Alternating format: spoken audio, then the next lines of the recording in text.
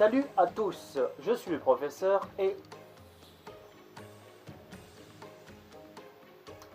Ok, qui a changé la musique d'intro? Salut à tous, je suis le professeur et aujourd'hui, honorables coquins et gourgandines, nous allons découper un gros morceau. L'apprentissage moteur. Toi, au premier rang, je sens déjà ta curiosité qui bouillonne. Oh oui, oui, oui. Alors, avant de rentrer dans le vif du sujet, qu'est-ce que l'apprentissage tout court déjà? Alors, l'apprentissage, c'est un ensemble de mécanismes menant à l'acquisition de savoir-faire, de savoir ou de connaissances.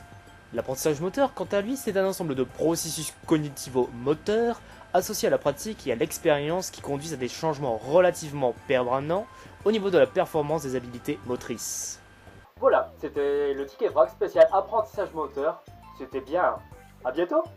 Qu'est-ce qu'on se marre? Bon, là, tout ce qu'on vient de faire, c'est de définir littéralement ce qu'était l'AM. L'apprentissage moteur. L'AM, l'AM, l'AM. On s'en fout. Mais voyons avant tout d'une manière un petit peu plus scientifique ce que peut être l'apprentissage moteur. Et pour ça, deux grands noms à retenir. Fitts et Posner. Ça vous embouche à quoi, hein? Oui, je le savais. Alors, Fitts et Posner, ce sont deux scientifiques qui se sont fait reconnaître, surtout avec leurs recherches concernant le contrôle moteur. Justement, Fitts avec sa fameuse loi, son fameux modèle du conflit entre les vitesses et précision, et Posner quelques années plus tard, en tentant et en validant d'ailleurs ce fameux modèle de l'apprentissage moteur, notamment en ce qui concerne le focus attentionnel. Mais il faut savoir que ce modèle de l'apprentissage moteur, celui dont on parle, n'a pas été établi n'importe comment. Vous le savez, j'adore énumérer des trucs. Et ça tombe bien. 3 phases dans le modèle de Fitts et Posner pour définir ce qu'est réellement l'apprentissage moteur. Pour nous aider, nous allons découvrir, étudier et analyser ces différentes sages de l'AM à l'aide d'une activité support, le tennis de table. Et là, adorable petit larron, je suis sûr que vous êtes en train de vous dire: bordel, pourquoi le tennis de table, voyons? Et surtout, pourquoi emploie-t-il donc le mot larron? Parce que c'est un mot qui claque. Voilà tout. Plus sérieusement, le tennis de table, car non, je ne parle pas du ping-pong que tu joues à la plage sur un aire de jeu de camping, Nanine. mais bien du tennis de table qui est une APS extrêmement intéressante d'un point de vue biomécanique et surtout d'un point de vue pédagogique. La première phase quant à elle de l'apprentissage moteur selon le modèle de Fitts et Posner, c'est tout simplement la phase cognitive. Plus qu'une simple phase, c'est un type de comportement particulièrement remarquable et visible chez les débutants d'une APS, ici qui est le tennis de table. Dans cette phase, le débutant aura tendance à se focaliser principalement sur l'exécution de ses gestes et à porter toute son attention sur la motricité à adapter afin de réaliser une action spécifique. La concentration et l'attention chez le débutant seront donc forcément tellement importantes et dominantes qu'au final, il réalisera la plupart du temps des gestes très lents, imprécis, voire même des échecs.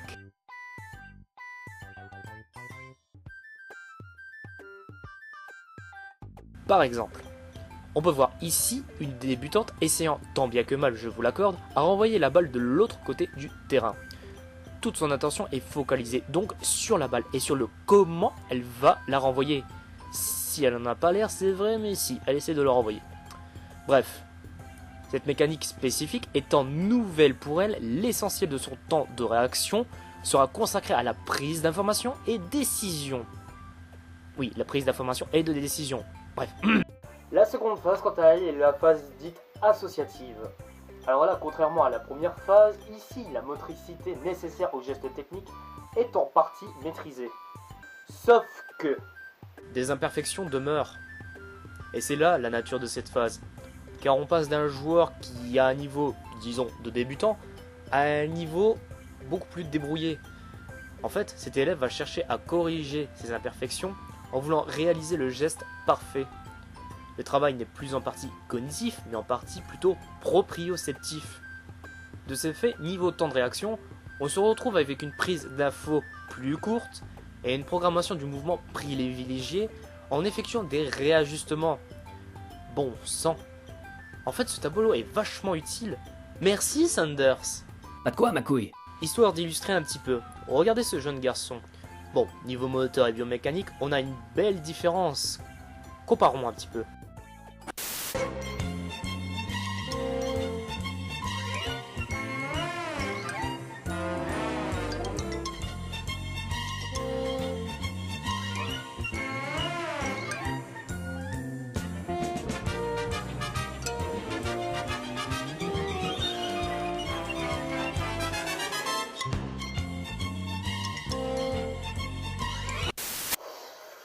voyez, c'est pas tout à fait pareil, hein, on va être d'accord.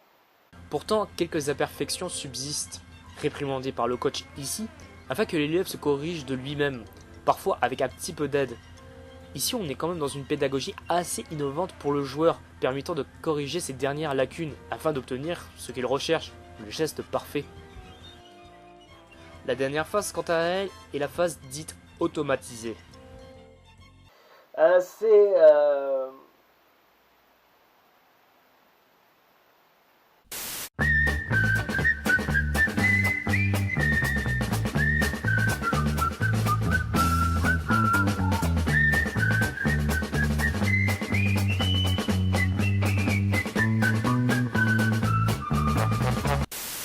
Comme vous le voyez, c'est pas exactement pareil non plus, hein.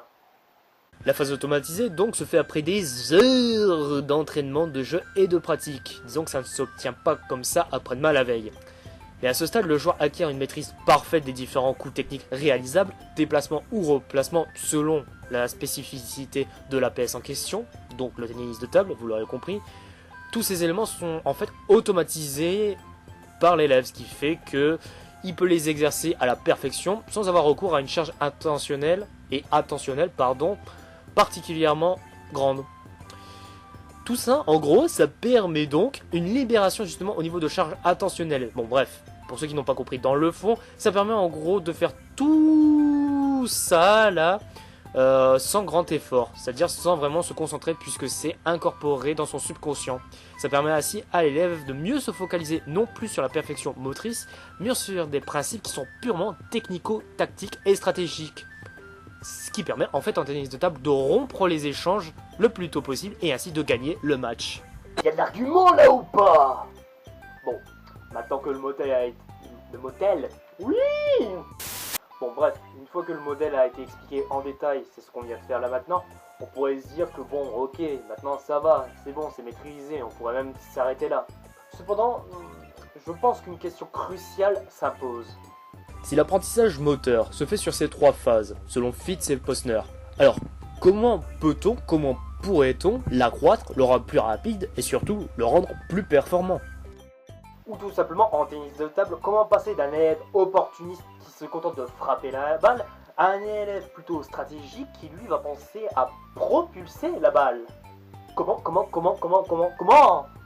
Pour cela, il existe un facteur qui a été particulièrement bien étudié en parallèle avec l'apprentissage moteur.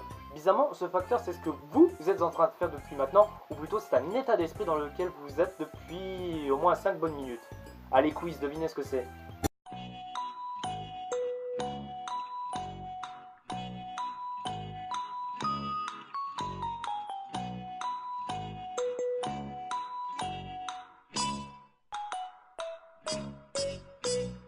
Eh bien, en fait, ce facteur se tient en un seul mot, l'attention.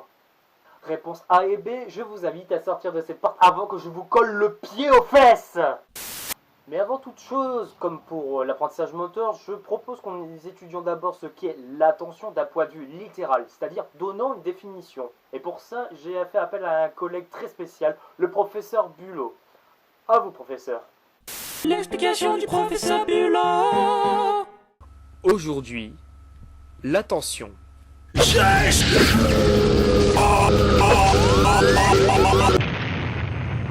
C'était l'explication du professeur Bulot.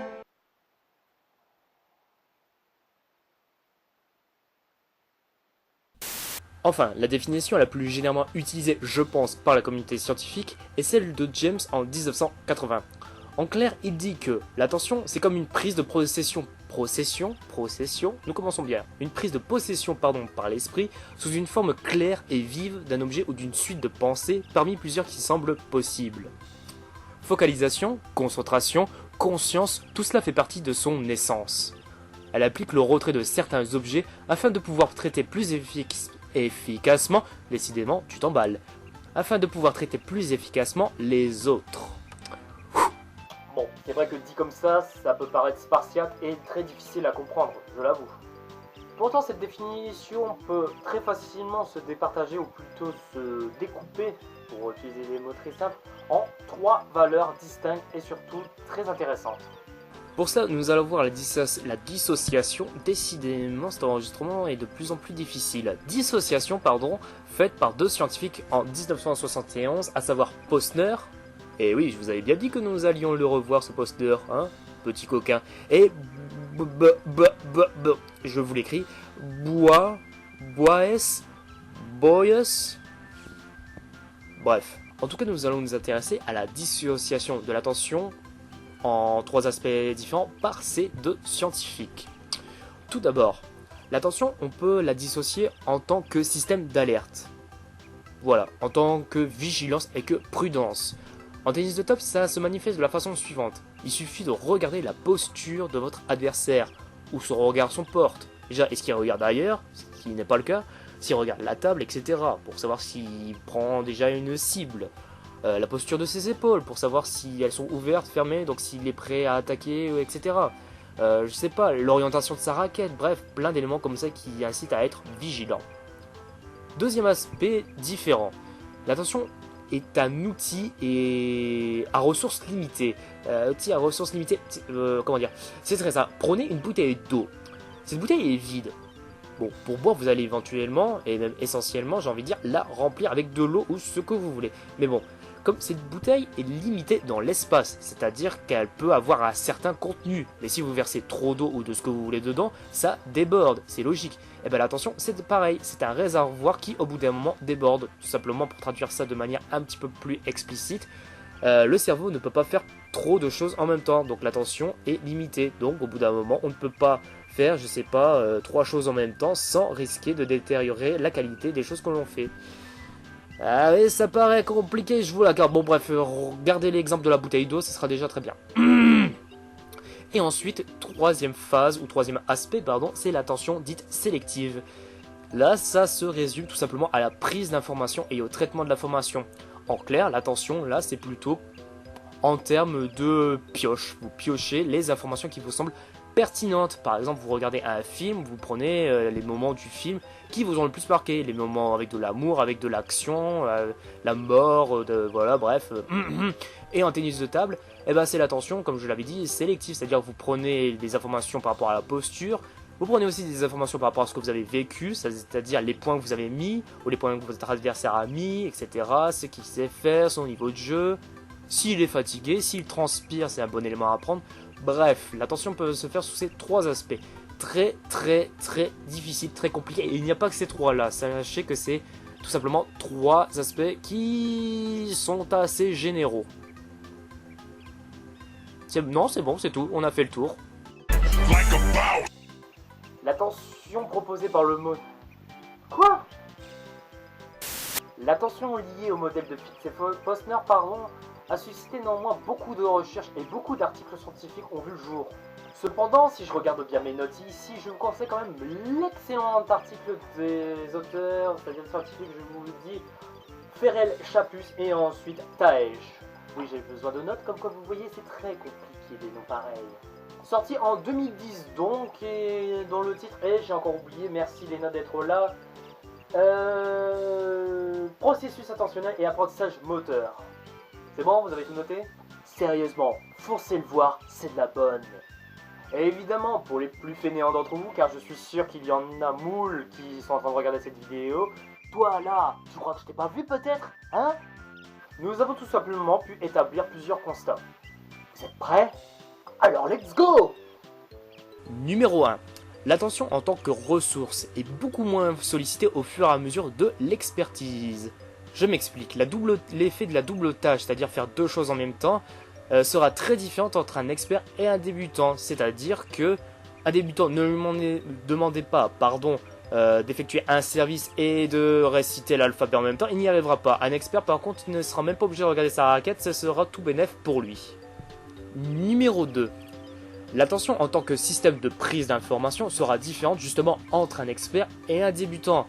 C'est-à-dire que un débutant va prendre beaucoup de temps pour prendre ses informations. Justement, sa phase cognitive va être relativement lente.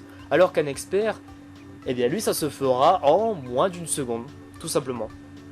Numéro 3. Attention, ça se corse un peu. Le focus attentionnel sera tantôt externe, je m'explique. Focus externe. Ça veut dire que vous allez vous concentrer sur des éléments extérieurs à vous-même, tout simplement. Vous effectuez un service, pour être sûr que vous voulez réaliser ce service, vous allez vous concentrer par exemple sur un coin ou sur un endroit de la table. Voilà, c'est tout. Donc voilà, ça c'était pour le focus externe.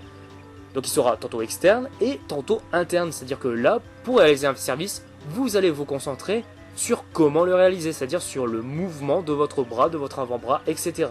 Donc ça va être plutôt proprioceptif. Eh bien, sachez que ces deux focus, externe et interne, eh bien, seront sollicités différemment selon le niveau du pratiquant. Aussi selon la complexité de la tâche et les consignes données.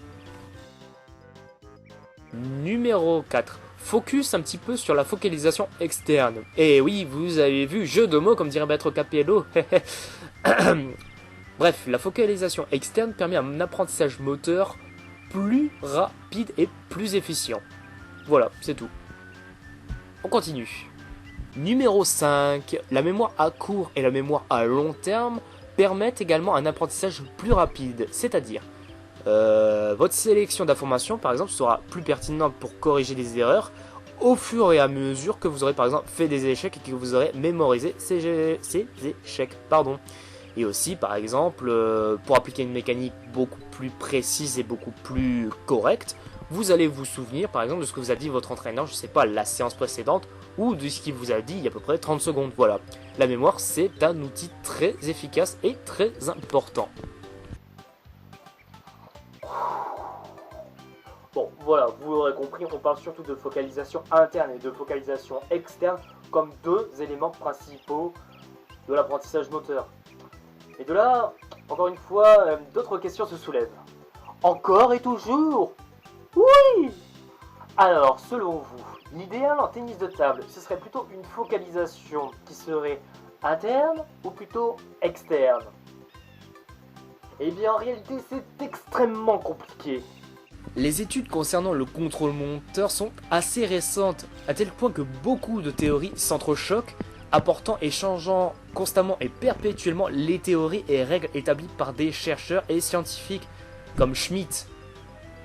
Non mais lol quoi, viens-moi cette image. Bref, ce Schmitt, Famose, Sanders, Posner, Hick et j'en passe. Mais là, contrairement à Batman, Superman, Civil War, contrairement à tous ces excellents blockbusters de merde, oups, les scientifiques se rangent plutôt sur deux théories très intéressantes et qui se contredisent en même temps. Dans le camp bleu, ou plutôt dans le camp de ceux qui sont plutôt pour un focus attentionnel interne, on a la théorie du processus conscient. Je m'explique. Ce processus conscient, c'est un processus... Vous avez remarqué à quel point j'ai du mal à prononcer les S, hein, je vais le refaire. Un processus qui est en interaction avec les différents systèmes de mémoire dont on a parlé avant. Mémoire de travail, mémoire procédurelle, etc. Deuxième particularité de cette théorie, c'est que dans des situations explicites, eh bien, le focus externe n'agit plus dans les périodes de stress ou d'évaluation. Alors que le processus interne, quant à lui, bah oui, il faut bien se mettre en avant aussi, lui, il offre justement une garantie d'un résultat quel qu'il soit. Voilà, c'est tout. C'était le camp du processus conscient. Et enfin, on a le clan de ceux qui sont pour la focalisation dite externe. C'est la théorie de l'action contrainte. Deux particularités. D'abord que la focalisation externe, donc l'action contrainte, permet un mouvement fluide, rapide, dû à l'inconscient. C'est-à-dire qu'on va exécuter un geste, par exemple un top spin. On le réalise, on est en position favorable, la balle est assez haute, je suis bien placé, je vais réaliser mon top spin correctement et je vais faire un smash, je dis parfait.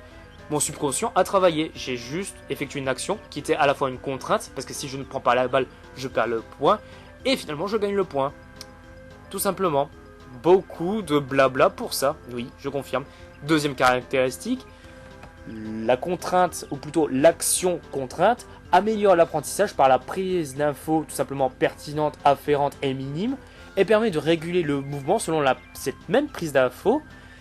Tout simplement, c'est un fait d'optimisation. On prend les éléments qu'il nous faut, voilà, tout simplement. Cependant, j'ai une petite théorie perso afin d'avoir un apprentissage moteur qui soit à la fois rapide et efficace. Laissez-moi retrousser un petit peu mes manches avant. En fait, le mieux ce serait de prendre ces deux théories et de les mélanger. Vous allez me dire c'est facile, mais je vous explique pourquoi. D'abord, prenons le cas du débutant. Pourquoi ce dernier? Parce que oui, d'après l'article que j'ai lu, je vous remets la référence en bas, dit scrupuleusement que le débutant va avoir une focalisation dite interne, alors qu'on a vu que bon, c'était celle qui apportait le moins de résultats. Et bien alors pourquoi cette théorie est-elle liée aux débutants? Trois raisons. Tout d'abord, d'un point de vue psychologique, c'est le manque de confiance du débutant. Vu qu'il n'a pas beaucoup d'expérience et qu'il veut juste réaliser un mouvement correct pour rester dans le jeu, eh bien il va hésiter beaucoup, ce qui fait qu'il va constamment remettre en cause son mouvement et il va essayer de refaire des réajustements qui au final donneront un geste très brouillon. La deuxième raison, c'est par rapport aux consignes données par l'enseignant qui vise justement une régulation interne mettant l'accent sur les gestes à réaliser. Je m'explique. Vous êtes un débutant, vous commencez en tennis de table et votre coach, votre professeur, votre camarade vous suggère de faire un service. Pour ça, par exemple, il vous demande de prendre une prise revers. Il va vous montrer comment faire, il va l'exécuter devant vous, il va même vous aider à l'exécuter tout simplement. Le problème, c'est que vous allez tellement être concentré sur le geste qu'il vient de vous montrer ou qu'il fait avec vous, que forcément ça met la focalisation externe hors jeu, c'est-à-dire que vous n'allez pas regarder où vous allez tirer, vous allez tout simplement vous concentrer sur votre geste et après vous allez être complètement ébahi parce que vous ne saurez pas où la balle va retomber. En fait, ce sont des procédés didactiques qui ne sont pas très bien adaptés.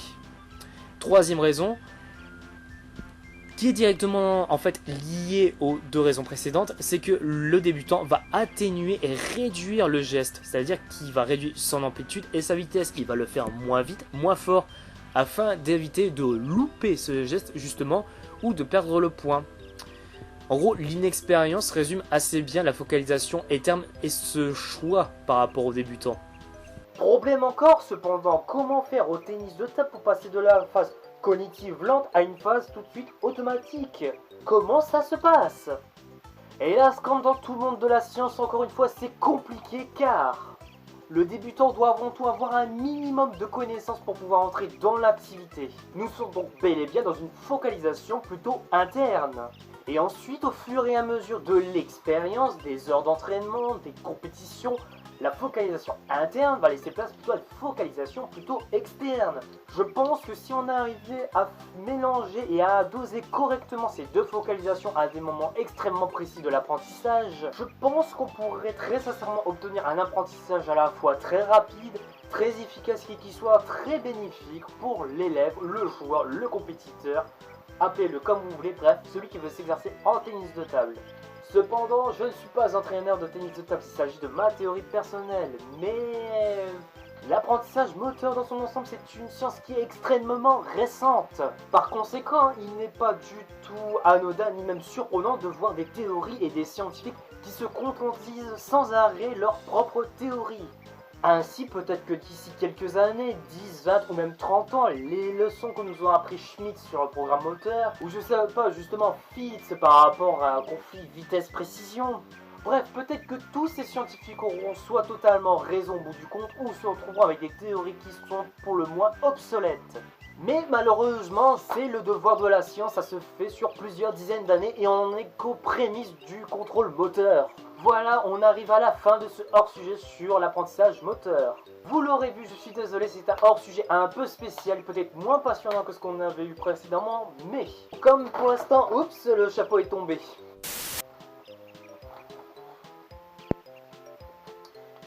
Mais bon, comme pour l'instant ce ticket vrac a assez duré et que même si là je fais semblant d'avoir de montre mais je n'ai pas de montre, le temps commence à tourner, l'heure commence à tourner. Sur ce, on se voit la prochaine fois pour la deuxième partie de Fire Emblem que vous attendez tous, je sais, avec impatience. Et sur ce, moi je vous dis à la prochaine, ciao!